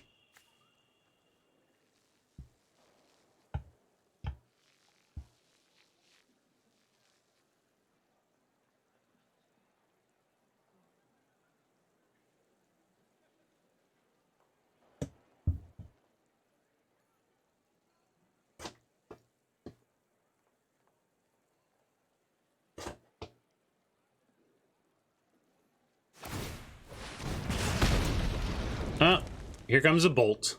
Darn it. Good play. Because we don't get that lifelink aura back. I mean, they had to 2 spell, 2 for 1, but it was... No, it wasn't a 2 for 1. This was just value. Impulse here, sure.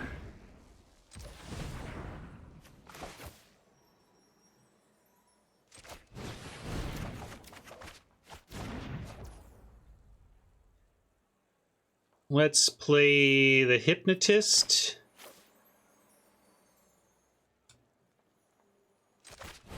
hold the mountain for eventual rummaging.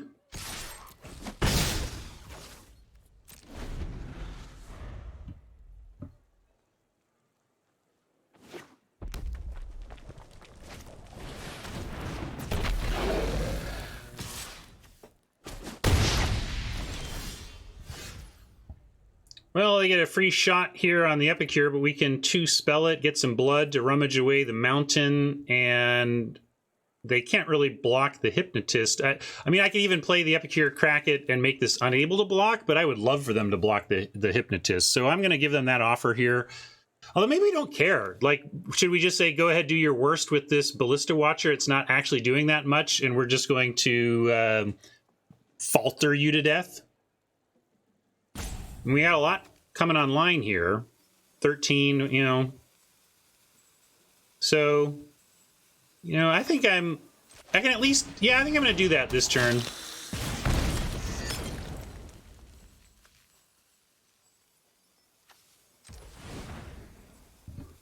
I want to do it this way, because I have a Ridge Wolf to play.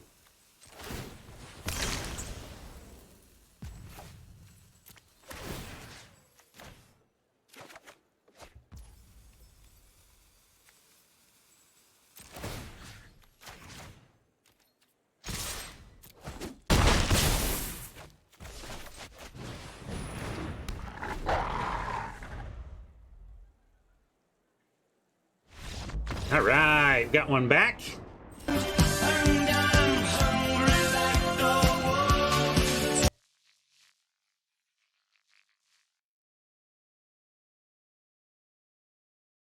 I am too smart. I am too smart. S-M-R-T. I mean S-M-A-R-T.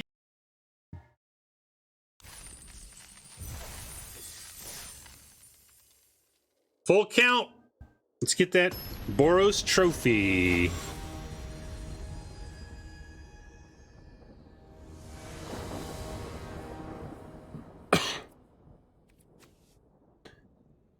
Getting to play all the time hasn't hurt either. We're going to keep this. I'm tempted to not play the mountain to disguise the bolt in our hand for the pauses, but there are 1-drops that we would bolt, so I'm going to go ahead and play the mountain and do my best to slam through the turns. I guess it needs its creature. Okay, so it won't pause. I was thinking it was a shock style to the face, but it doesn't go to the face, so it won't pause. It won't pause unless they give us something to hit anyway.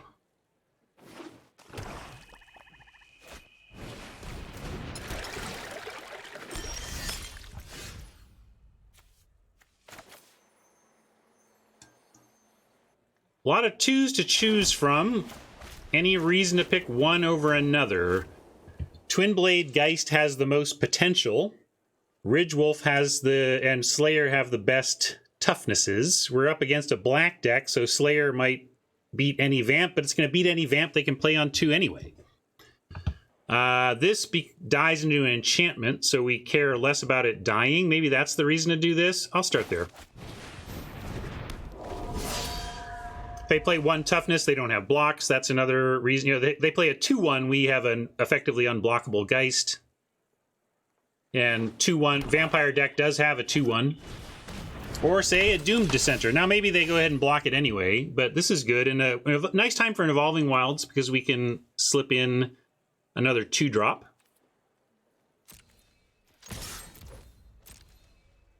Let's see if they want to just chump. I doubt it. People playing Dissenters want to exploit them, not to chump them. One thing we can do here, though, hear me out. I don't know if it's fancy play. You tell me. If they go for exploiting next turn, when the exploit creature goes on the stack, we could bolt the Dissenter, and then the exploit creature would either have to exploit itself or be a vanilla or whatever it is. But to do that, we have to not advance our agenda of a creature. Yeah, we could bolt the exploit creature, but you know, at that point, if we're doing that, then we may as well do that later. I think it's wrong not to develop the board with creatures here, so I'm going to do that. But I think I'll get a red so we can leave Bolt up more easily. And I'm going to play a Slayer since I've now put myself as white as kind of the choked color.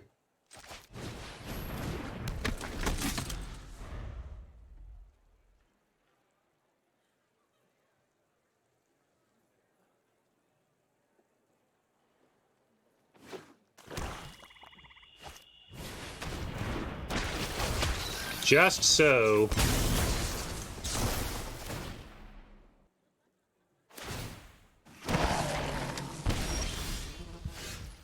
But we can confine Bolt and go here. I like that.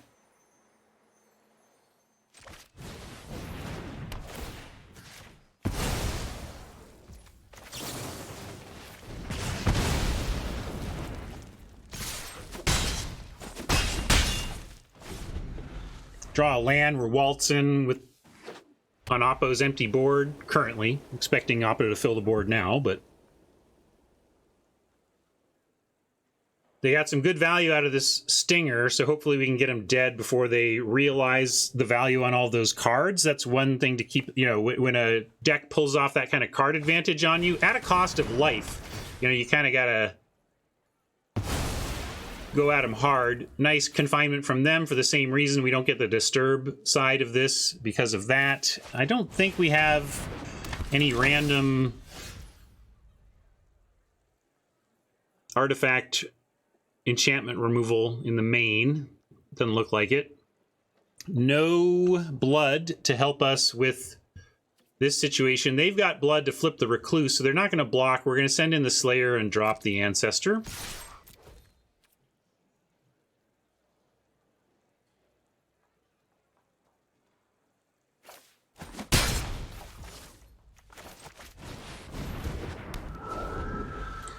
Yeah, not looking to red to help me with enchantment problems, that's for sure.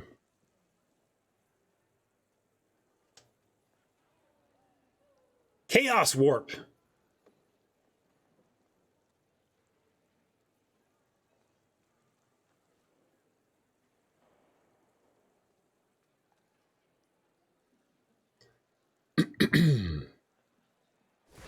Oppo plotting out the turn here. Looks like it's going to start with a loot or a rummage. Flip the Recluse. We're just looking to find a land and chain some waltzers here.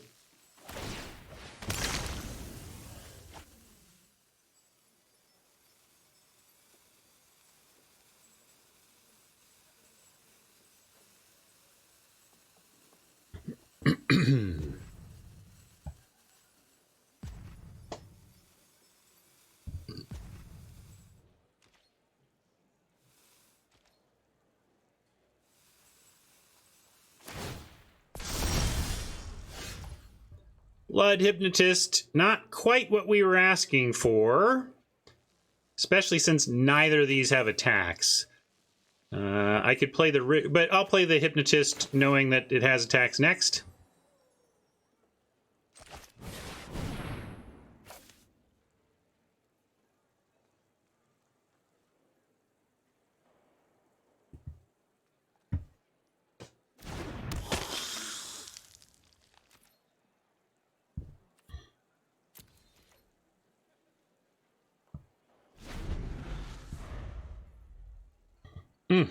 This is going okay, but I feel if we don't get some pressure in the air going soon, we're gonna let Oppo take over this game. They're crawling around the corner here, and I don't like it.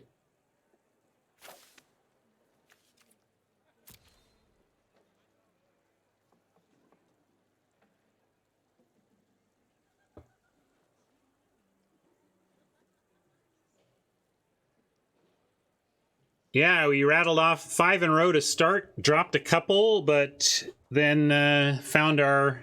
Oh, this is even wrong. Sorry, we're full count. We're 6 and 2. Then we went 5 and 0, 5-2, and then found a win to bring us full.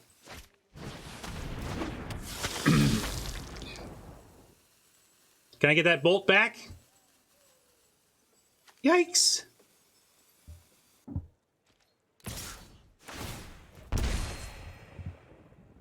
Huh. We block that, or because we can double block and only lose either the Slayer or the Ancestor, which we can put back on something else. But I kind of just like saying take it and see if we can race back. The 3 creatures we have right now look good against that Bloodcaster. I don't know what else they're going to do with their mana and cards, though.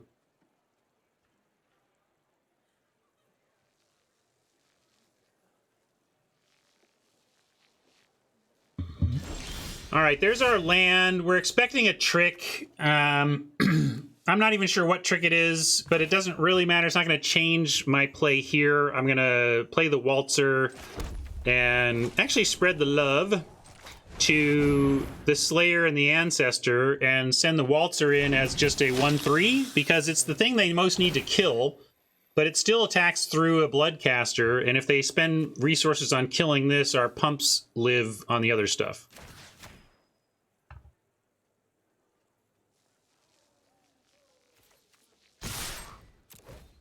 So hopefully that's just a surprising amount of damage that they weren't expecting. The extra 3 out of this turn.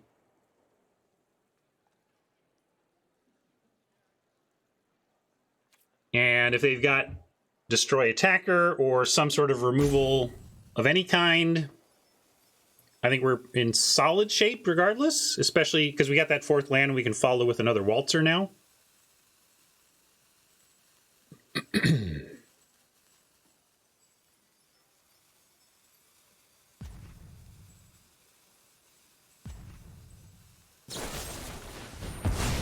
Just so.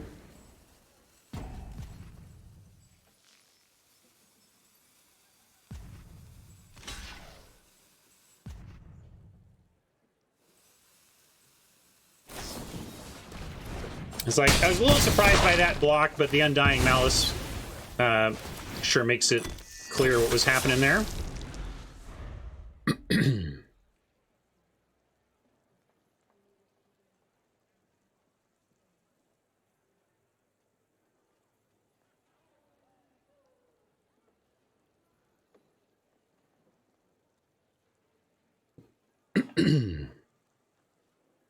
Wet Leg is coming to Seattle in March. I'm so excited. Wet Leg's like my new favorite band, but they only have 2 songs. Grand total of about 5 minutes of content right now, but I still can't wait to see them.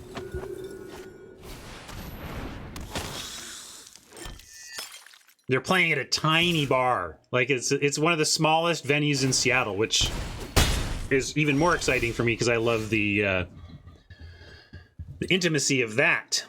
All right. Waltzer, this time we put 1 on the Waltzer and 1 on the Ancestor, and we send in again.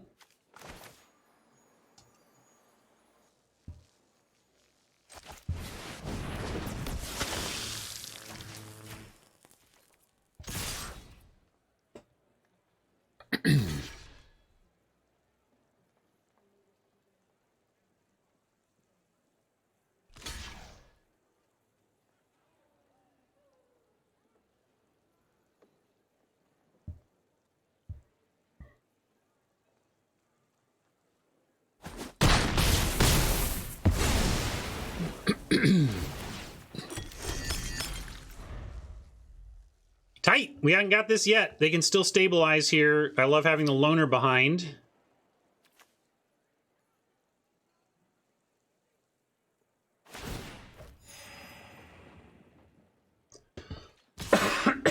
Excuse me.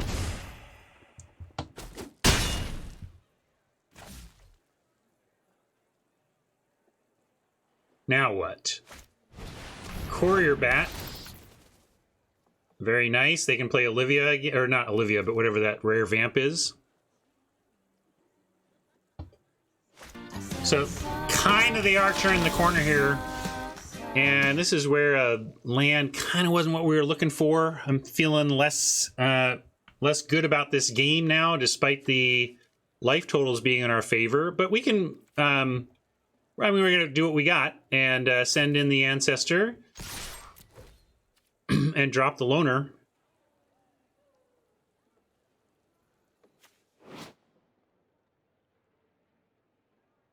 thing is they're going to start turning blood into bats.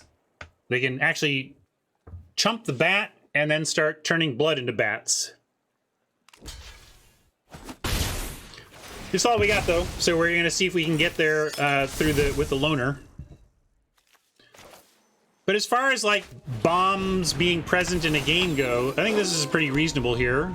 They've gotten their bomb. We've got a couple bombs out, and they haven't been your decisions don't matter oppressive. They've just been good cards showing up.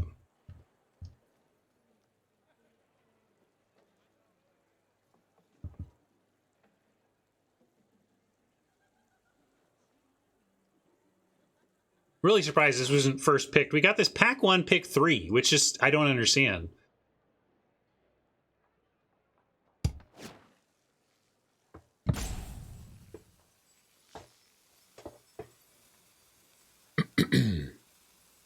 There you go. That's, it's maybe just a silver lining type thing, but I did call out that, and others have too, I'm not some unique genius in this respect, but many people call out the fact that one positive about bombs is that when you do beat them, it tends to be the highlight of your format, and it's a good Magic story.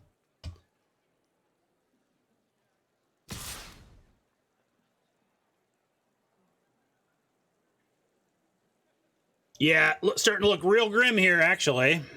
Real grim. But 6 and 3 is great.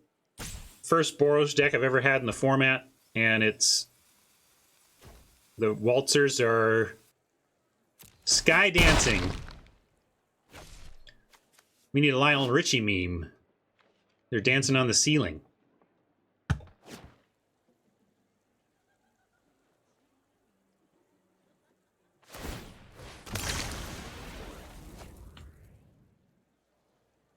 Oh, the 80s. Oh, what a feeling. We're dancing on the ceiling.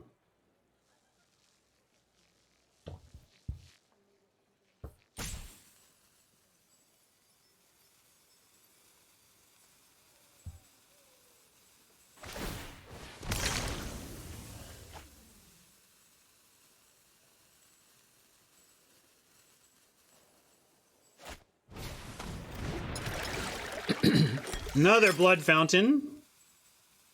The the advantage is getting rough here. Like, we need this to be something kind of special, but maybe we can get there. Let's see what our bomb does for us. Let me reread. We've got whenever this is dealt any damage, it deals that much to any target, and it pumps. So we play out the mountain to threaten extra pumps, and then it does become a must block at least. Unfortunately, it then trades. We could let this flip, and then it becomes a 4/4 that doesn't just trade on the ground, but it's any target, right? So they also have to block and kind of chump the ancestor. Well, it's what we've got. I'm going to send in both.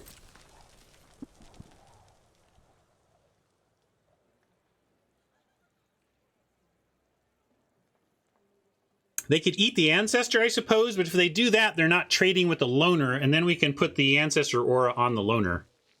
Pass to flip seems too loose against a growing air force of blood vials that are going to get us from 11 to 0 right quick, or from 13 to 0. So I think we need to be aggressive, and yeah, they can they can block, but we get them to 1. If we want to aim the loner damage at their face, or we just kill the summoner, and which is what we really have to do. But I think sending it in so that, like, trading our loner for the summoner is fair here. We maybe can win from there. Although they've got the double graveyard recursion, but that's why we're trying to get them dead quick. They're at 6. We need to get them dead before they leverage the advantage of these cards. If they have destroy target attacker, we're just done for. I can't beat the cleave card, so if they have that, cap tipped, event over.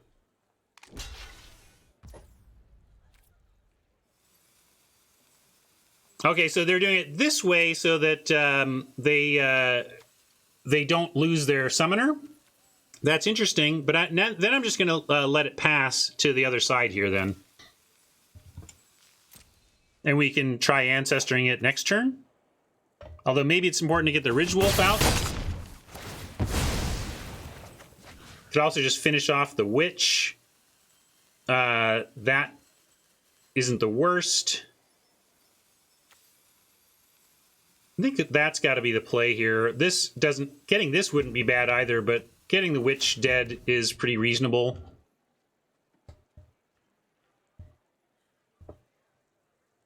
Hodge likes lifelink on the Ridge Wolf. Do you like doing that now? Just... okay, well, there you go. Nice play from Oppo. Didn't see that coming. Yeah. We do get another dead thing, but it's too bad the summoner lives.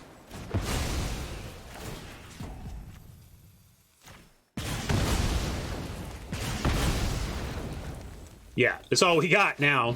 There was some question before, but with the rare dead, there's really no question now.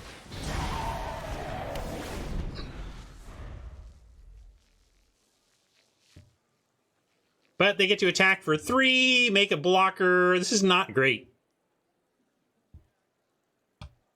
Yeah, despite the 3-for-1, we're still in a bad spot, really. But this has been a fun game. I'm not going to complain about going out this way. We've had our chances. Oppo's done a great job of stabilizing some difficult choices on each side.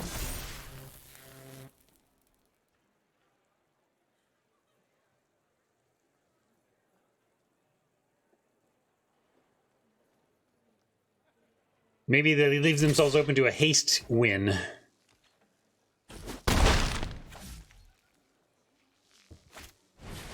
Oof. This is the kind of thing I was thinking about, but that was without a farmer in the picture. Still, we can...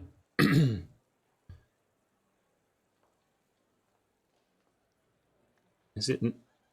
It is another creature. Yeah, huh. What a rough spot. In deck, I don't think... This is not coming to decking. 18 to 22 is not a decking sitch. But we're not dead yet, so how can we win from here? Hash says we're just boned. I guess we're taking 3, 5 in the air. Like, yeah, the farmer was just a perfect final card. If this had just been a basic land and this was all they had to work with, we would be in solid shape. Farmer kind of changes things, though. I'm going to play what I got then and pump up the lifelinker at least and make them do the trade, which they will. Pretty easy Ridge Wolf on 2/2 flyer, flip farmer, crack back for life gain to kind of keep them out of reach. These blood vials turning into 2/2 flyers has just been too much value.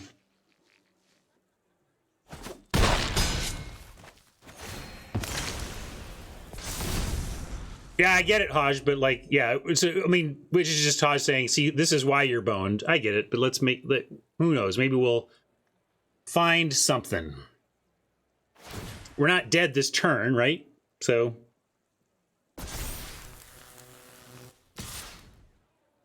A braid is step 1. The trouble is we need like 2 braids. We need a braid for the summoner and then something to trade for the harvester. So we kind of need the draw, the exile and play for the next 2 turns red spell and find 2 answers, you know, do 2 things. That's all we got, really, which is a super long shot. It's like perfect, perfect, perfect. That being said, it's a plan. You cannot deny it's a plan. Yeah, the impulse.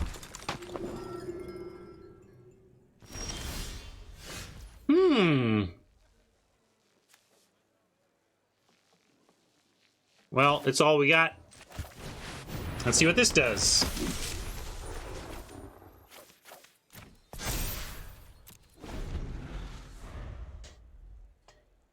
We can now block the harvester and block the summoner and eat bat tokens.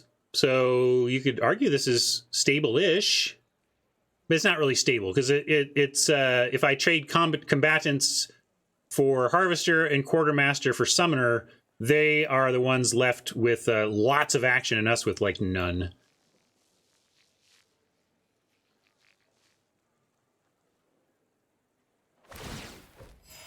I said eats, but I just mean trades, yeah. Yeah, you're right. They just do that and then it's just trades. It's still mostly. I mean, we're compelled to block, but we were going to do that anyway.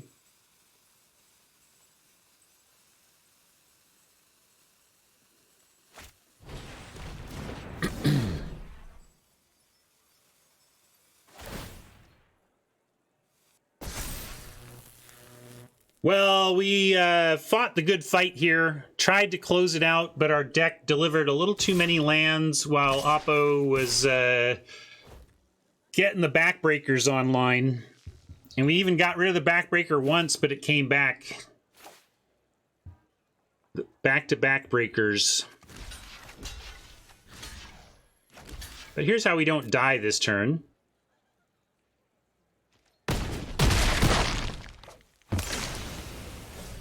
Maybe I didn't even need to chump there. I should have just traded the one, but...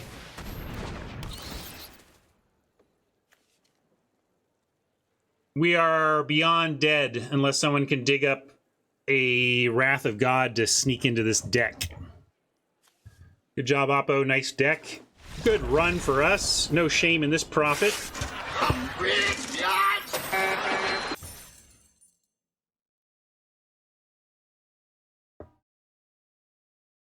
Yeah, they just get everything back. We're just... we were about as dead as you can get there, as it seems.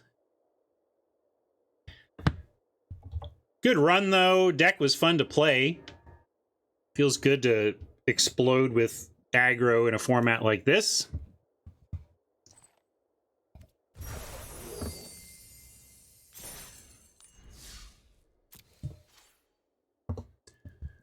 All right. Back to card wrangling for me, everybody. Gonna send you off pretty quick, and thank you so much for hanging out. And thanks, YouTube friends. Remember to give me a like, tell your friends, come stop by and say hi live, YouTube friends. Love it when that happens. See you next time. All right. Good Jamie raid. Sounds good.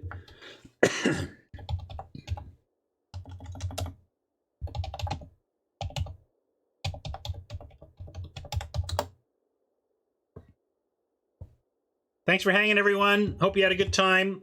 I thought it was a pretty fun day, fun deck, interesting draft.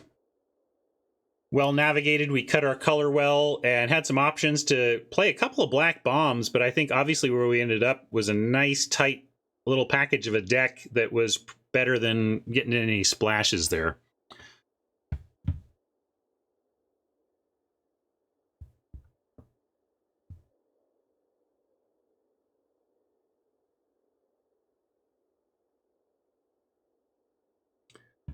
All right. Say hi to Jamie.